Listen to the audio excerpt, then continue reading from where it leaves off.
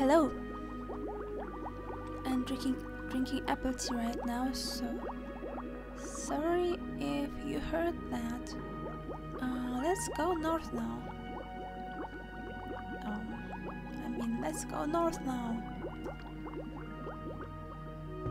And now we're in the corridor, and it bends into the master lab here, which can be seen to the west, which tells me I have to go to the west, where there is an enormous underground hole, the master laboratory. Now let's go west again. It's still the same, and there's a corridor which leads to the south, but I first want to explore the room. In the corner of this hall, a large transparent vessel is placed, which is filled with a bubbling liquid. The glass of the vessel is green, so you can't say what color the liquid inside actually is. There's a button next to it. There's also a water chute coming down from the ceiling, ending up in that vessel. Beneath the vessel there's a small ceramic tray.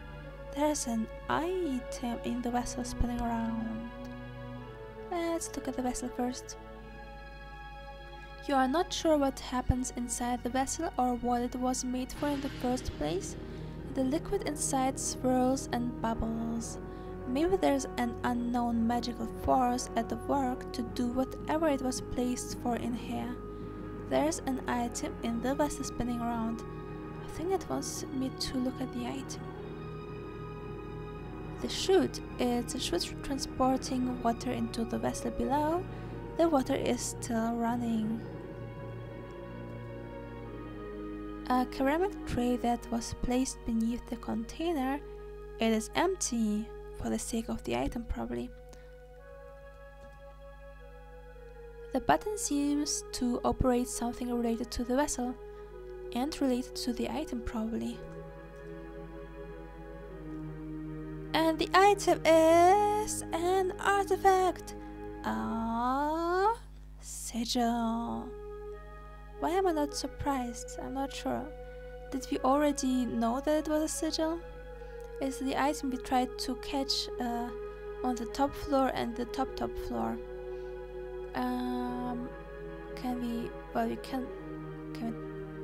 We can probably not take it, but it's swirling behind the green glass. It's not that you could just grab it.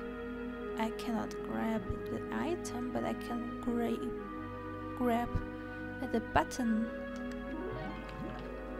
Yes. You push the button and the swirling in the container stops for a moment. Then the sigil is sucked to the bottom of the vessel.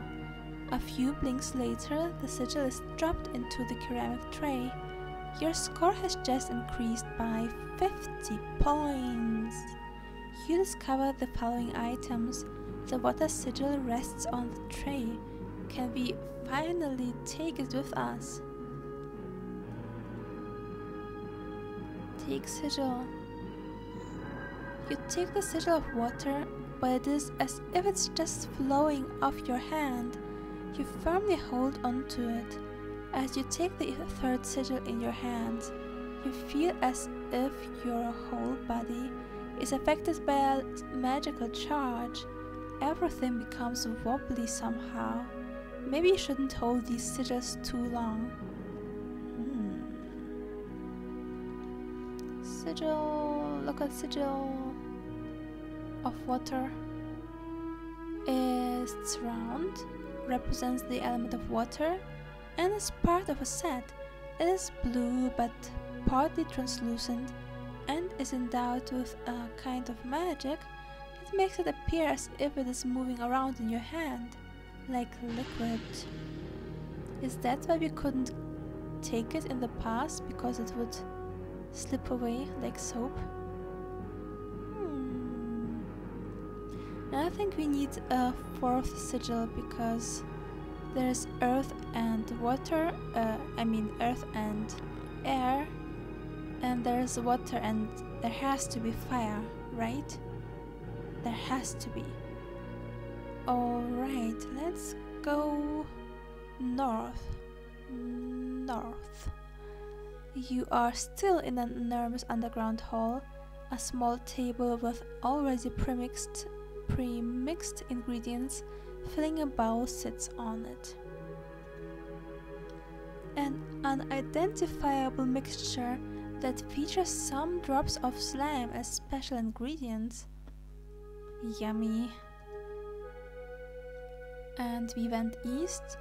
A large oak table is placed in the center of this gigantic room. Utensils like mortar and pestle and other stuff used for potion making are spread all over it.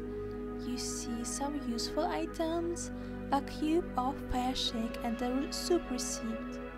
Well, I understand the cube, but why a soup receipt, and shouldn't it be a soup recipe?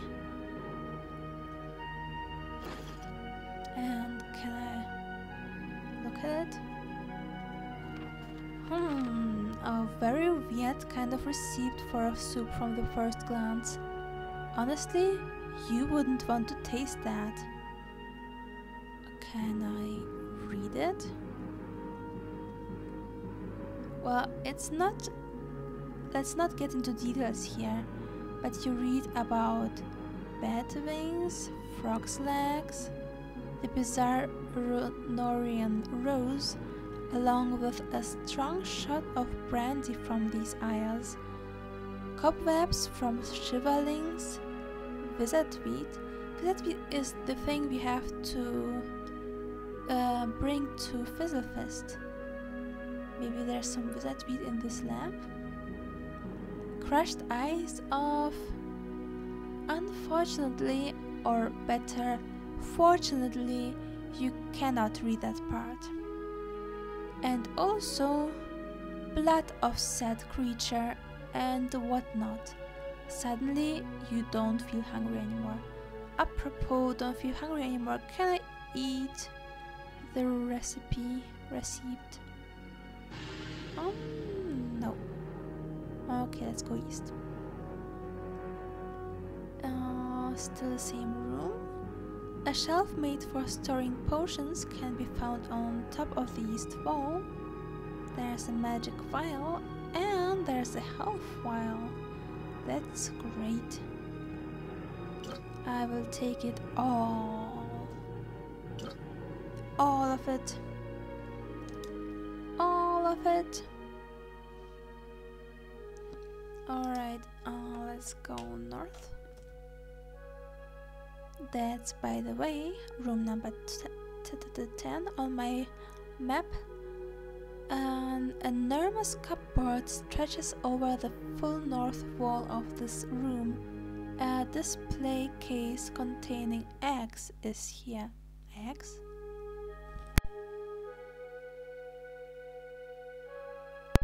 A small cage can also be found at the bottom of the cupboard. You see the following items an odd note.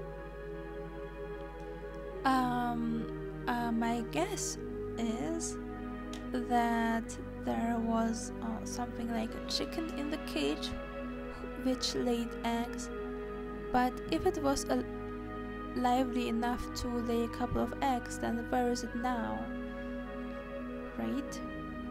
Just wondering. And are the eggs spoiled by now? Let's look at them.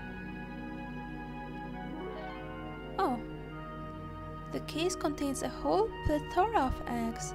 Some of them, however, are broken.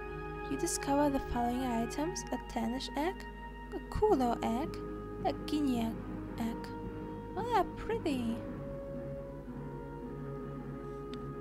Let's look at them. Danish egg. This Danish egg is exceptionally large and would make a good meal if cooked. Yeah. But isn't it spoiled by now?